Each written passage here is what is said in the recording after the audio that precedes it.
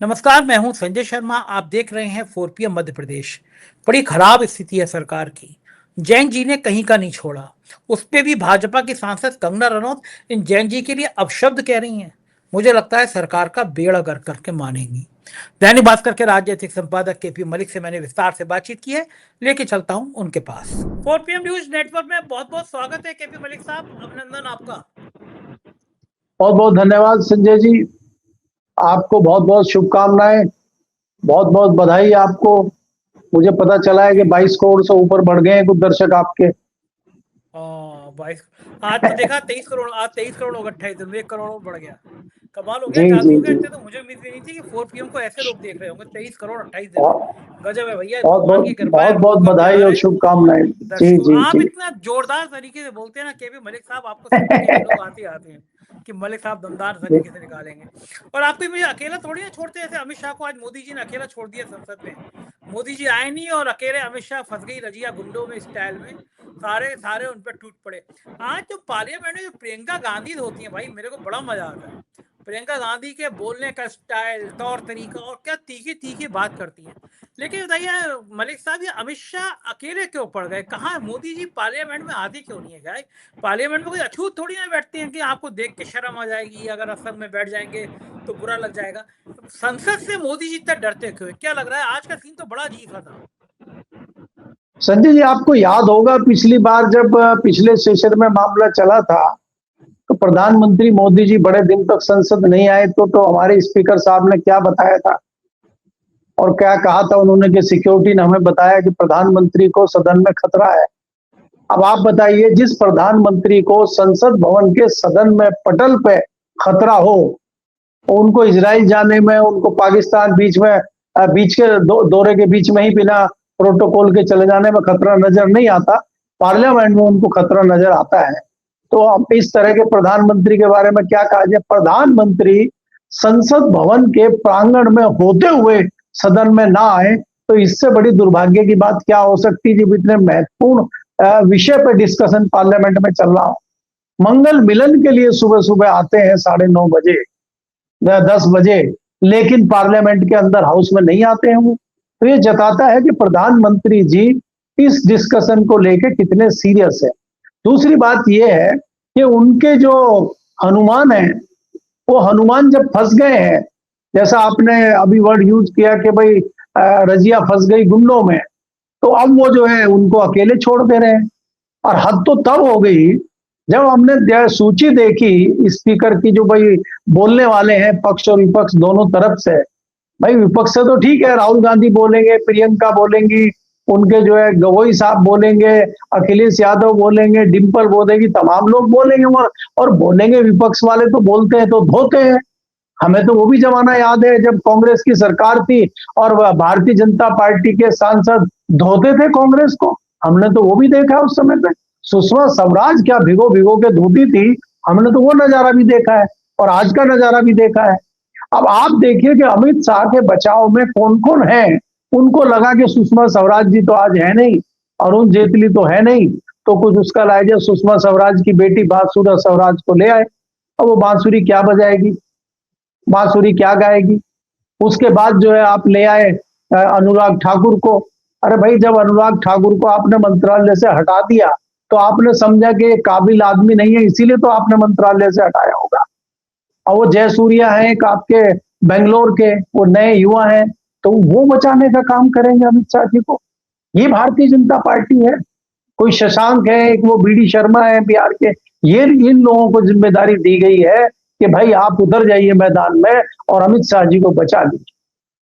और प्रधानमंत्री जी नदारद है, इनके तमाम बड़े मंत्री नदारद हैं, सब क्रांतिकारी जो मंत्री हैं वो नदारद हैं। और इस बार हमें आश्चर्य इस बात का भी है कि इस बार जो विद्वान सांसद है भारतीय जनता पार्टी के, अति वरिष्ठ अति विशिष्ट निशिकांत दुबे जी, उनका नाम भी सूची में नहीं है। लेकिन वो कोर कसर कोई नहीं छोड़ रहे। राहुल गांधी बोलेंगे तो बीच में खड़े होकर टोका टाकी शुरू कर देते हैं। प्रियंका गांधी बोलेंगे तो उनकी टिप्पणियां शुरू हो जाती हैं और वो जो है पुरानी बातें बताते हैं, जो कई लोग पैदा भी नहीं हुए तो सन 67 की, सन 57 की बात बताते हैं। क्योंकि नई बातें तो सबको पता है, पुरानी बातें उन्हीं को पता है तो बीच बीच में निकाल के कांग्रेस की चीजें लाते हैं। ये परिदृश्य आज संसद में रहा। संजय जी, इस मामले में सबसे हैरानी की बात यह है कि आज हमें जो घिरे हुए नजर आते हैं, सबसे ज्यादा अमित शाह घिरे हुए नजर आते हैं, क्योंकि आरएएफ ने भी ये कह दिया है कि हमारे यहां से बैलेट गन चली है और उन्होंने इस चीज को मान लिया है। तो अब सवाल यह है कि इसका आदेश किसने दिया था, और जिसने आदेश दिया था उसके बिग बॉस तो अमित शाह है।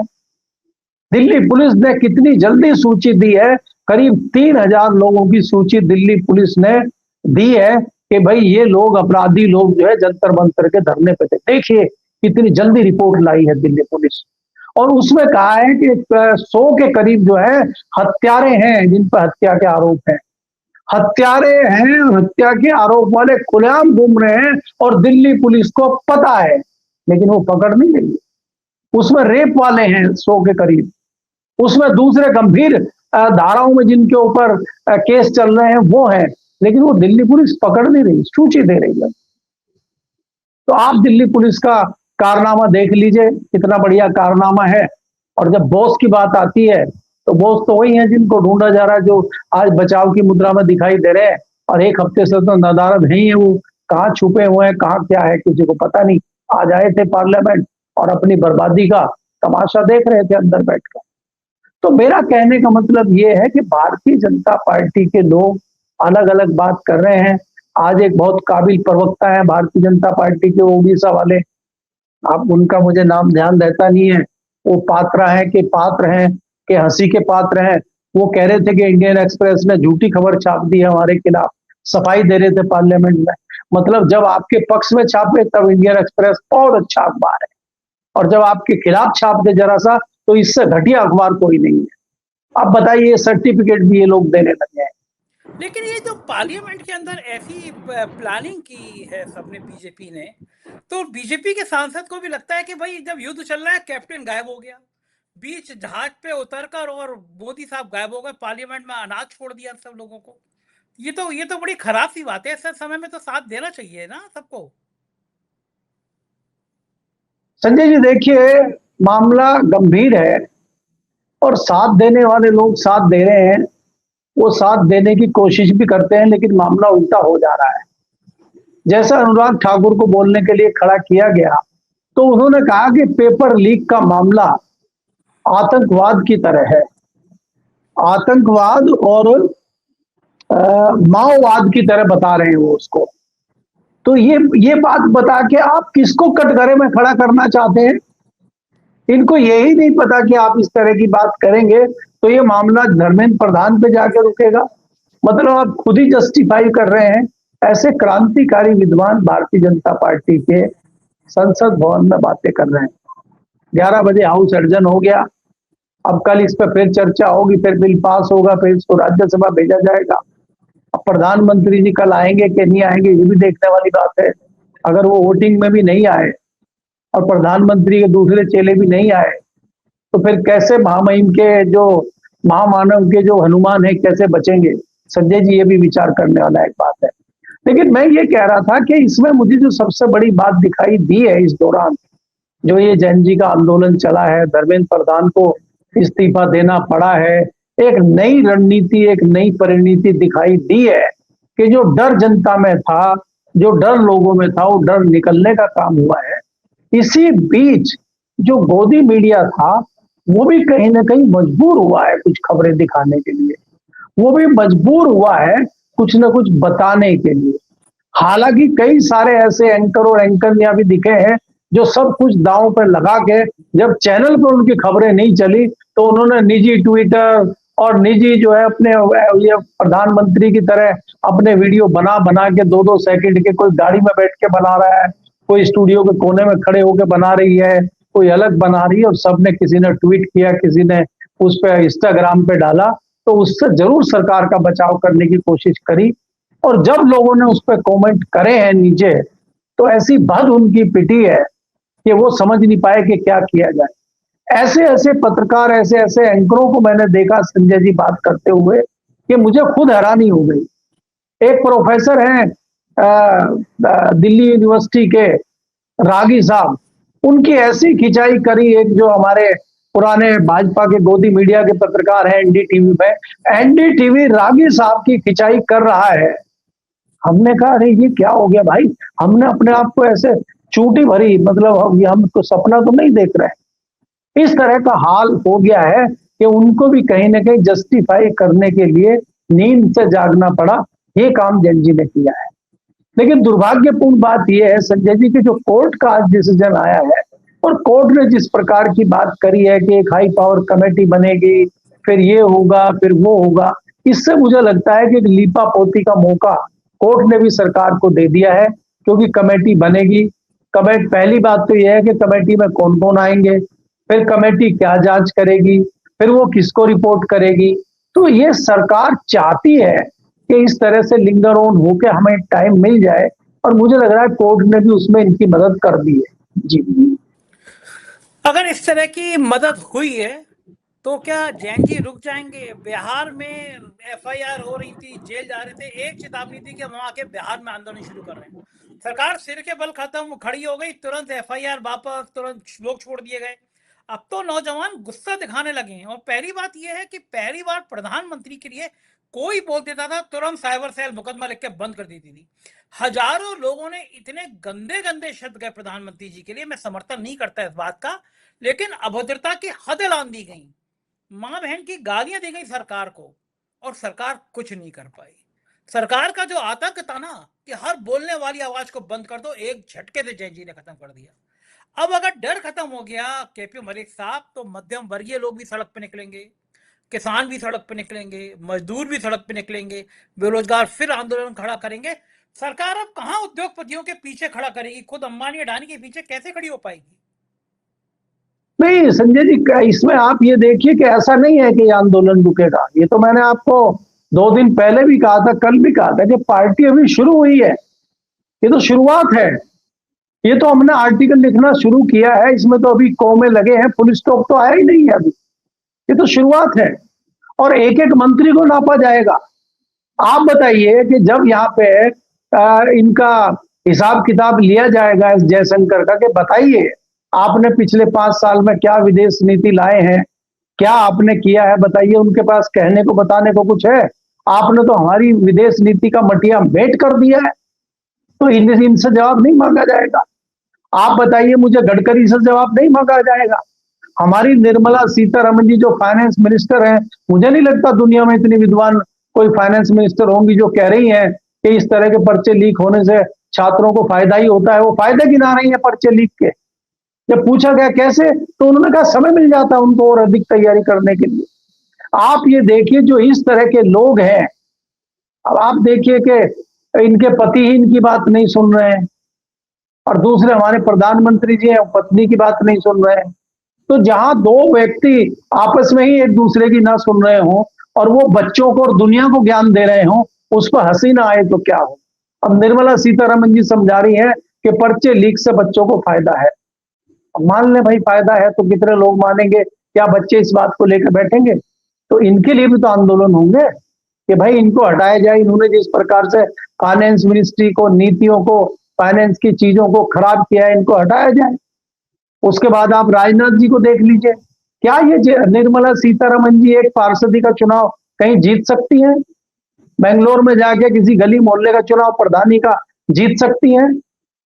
आप बताइए, एस जयशंकर जी को अगर चुनाव में आप खड़ा कर देते हैं दिल्ली में, नई दिल्ली में, कहीं वो जीत सकते हैं? हरदीप पुरी जी का कितने लोकप्रिय, एमपी तो छोड़िए, पार्षद ही नहीं जीत सकते। मैं वही ग्राम प्रधान की पार्षदी की बात कर रहा हूं, मैं इसीलिए मैं वही बात कर रहा हूं। जीतना मुश्किल हो जाएगा। मैं संजय जी इसीलिए कह रहा हूं, हरदीप पुरी जी को कहां पे आप जिताएंगे? और हमारे राजनाथ जी जो रक्षा मंत्री हैं, वो तो जीत चुके हैं गाजियाबाद से, अब लखनऊ चले गए हैं। क्या इन परिस्थितियों में लखनऊ से चुनाव जीत जाएंगे? वो बक्सी का तालाब में जाके भी वहां पे पाकिस्तान की बात करते हैं। वो गांव में, मोहल्ले में कोई भाषण दे रहे हैं, वहां भी पाकिस्तान को ले आते हैं। वो संसद भवन के पटल पे खड़े होकर झूठ बोलते हैं कि हमारा ऑपरेशन सिंदूर में कोई नुकसान नहीं हुआ, कोई जाबाज नहीं मारा गया। और जब सेना प्रेस कॉन्फ्रेंस करती है, जब सेना शोक संदेश देती है, तब पता चलता है कि हमारे 6 जाबाज शहीद हो गए हैं। तो ये झूठ बोलते हैं निर्लज्ज लोग खड़े होकर संसद में, इनको शर्म भी नहीं आती है। तो इनको जिताएगी। ये जन जी इनका संज्ञान नहीं लेंगे, ये जन जी इनके विषय में बात नहीं करेंगे। तो आप ये देखिए, ये जो देश का युवा है, ये जो देश का जन जी है, ये विक्टिम है, ये पीड़ित है, ये सिस्टम से पीड़ित है, ये सरकार से पीड़ित है। और इसने अभी जवाब मांगना शुरू किया है संजय जी, और ये डरता नहीं है किसी चीज से, सवाल पूछता है, ये दबंगई से सवाल पूछता है। आप ये देखिए, कभी आप भी अपने पिताजी के सामने कितने सवाल पूछते थे। आज हमने कभी, मेरी हिम्मत नहीं हुई अपने पिताजी से सामने बोलने की, हिम्मत करने की। दो आपस में बात कर रहे हैं, हम बीच में बोलने की हिम्मत नहीं हुई, क्योंकि परंपरा ये रही है जब दो बड़े बात कर रहे हैं तो बच्चों को चुप रहना चाहिए। आज के बच्चे चुप नहीं रहते, आज के बच्चे सवाल पूछते हैं, और लड़के से ज्यादा लड़कियां पूछती हैं। हमारी तो बेटी सवाल पूछती है, बहस करती है।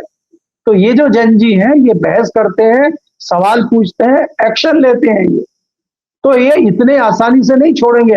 अब ये गुड़ गोबर और गोमूत्र से काम नहीं चलेगा, ये जुमलेबाजी से काम नहीं चलेगा। और ये चीज अभी आरएसएस समझ चुकी है, जब उसने नागपुर का आंदोलन देखा है। संजय जी, मैं कहता हूं, यहां इतना तो मैं नहीं कहूंगा कि भाई दिल्ली से बड़ा आंदोलन था, लेकिन नागपुर में कोई छोटा आंदोलन नहीं था युवाओं का, लेकिन उसको मीडिया ने उस तरह से कवर नहीं किया। और उस बड़े आंदोलन में कई सारे आरएसएस के लोग जासूस बन के खबरें लेने के लिए, उनका पता करने के लिए कौन लोग हैं, क्या विचार है, आरएसएस ने अपने तरीके से वो रिपोर्ट ली है। और वहां उन्होंने देखा है कि भारतीय जनता पार्टी को वोट देने वाले, भारतीय जनता पार्टी के सपोर्टरों के बच्चे भी वहां पहुंचे हैं, जो भाजपा को, नेताओं को गाली देने का काम कर रहे हैं। तब हालत खराब आरएसएस की हुई, तब मोहन भागवत जी का बयान आया। नहीं तो मोहन भागवत जी का बयान आज तक मंदिर पे तो आया नहीं। भाई मंदिर में जहां नपेंद्र मिश्रा जी कह रहे हैं डकैती हुई है, उस डकैती पे तो मोहन भागवत जी का कोई वक्तव्य आया नहीं। जिस कमेटी को बनाने वाले प्रधानमंत्री थे, जिन भगवान राम का हाथ पकड़ के अंदर बिठाने वाले प्रधानमंत्री मोदी थे, उनका वक्तव्य तो मंदिर चोरी पर आया नहीं। तो संजय जी, ये जो परिस्थितियां हैं, अभी तो ये चीजें शुरू हुई हैं, एक एक सब्जेक्ट करके जवाब मांगे जाएंगे। और हैरानी आप देख लीजिए, अब मैंने आपको बताया था कि जो अपराजिता सारंगी हैं, भारतीय जनता पार्टी की भुवनेश्वर की सांसद हैं, उनकी बेटी ने खुलेआम कह दिया कि हम स्वागत करते हैं धर्मेंद्र प्रधान के इस्तीफे का, ठीक हुआ जो भी हुआ। और जब धर्मेंद्र प्रधान का पीए उसको फोन करता है कि इसको हटा दीजिए, उसकी मां को सिफारिश करता है वो, तो वो दोबारा ट्वीट करती है कि मेरी मां को कहा जा रहा है कि ये ट्वीट हटवाइए और मैं कतई नहीं हटाऊंगी। तो ये क्या संदेश देता है? आसाम में जो आपके वो क्रांतिकारी मुख्यमंत्री हैं, उनके कैबिनेट मंत्री की बेटी खुलेआम जो है विरोध कर रही है। अच्छा चलिए, ये तो ठीक है मलिक साहब, मेरी एक पसंदीदा अभिनेत्री हैं, बहुत बढ़िया एक्टिंग करती हैं, पिक्चरों में एक्टिंग करती हैं, हकीकत में सांसद बन जाती हैं तो उनको पता चलता है कि देश तो 2014 में आजाद हुआ था। तो मैं उनकी मेंटल लेवल की बात नहीं कर रहा कि ऊपर वाला माला तो उनका बिल्कुल खाली है, दिमाग तो खाली है, एक्टिंग अच्छी करती हैं।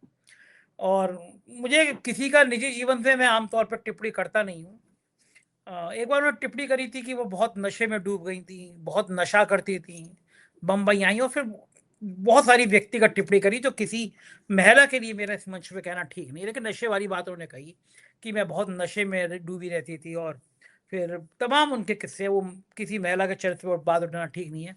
लेकिन जो जंतर मंतर पर लड़कियां आई, समाज के एक तबके को उनसे बड़ी परेशानी है।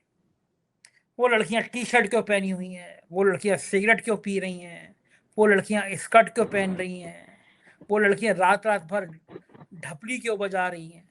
कौन से जमाने में समाज है? लड़का सिगरेट पी सकता है, सिगरेट पीना खराब है, मत पियो, लड़का लड़की दोनों ना पियो। लेकिन जब आप लड़के को दुकान पर खड़े होकर सिगरेट पीने को मना नहीं करते हैं, तो आप लड़की को मना क्यों कर सकते हैं? या तो आप दोनों को मना करें। कंगना रनौत जी का बयान आता है कि जंतर मंतर पर नशेड़ी थे, लड़कियां ऐसी थी वैसी थी, और फिर देश भर में कंगना रनौत जी के पुतले फूके जाते हैं।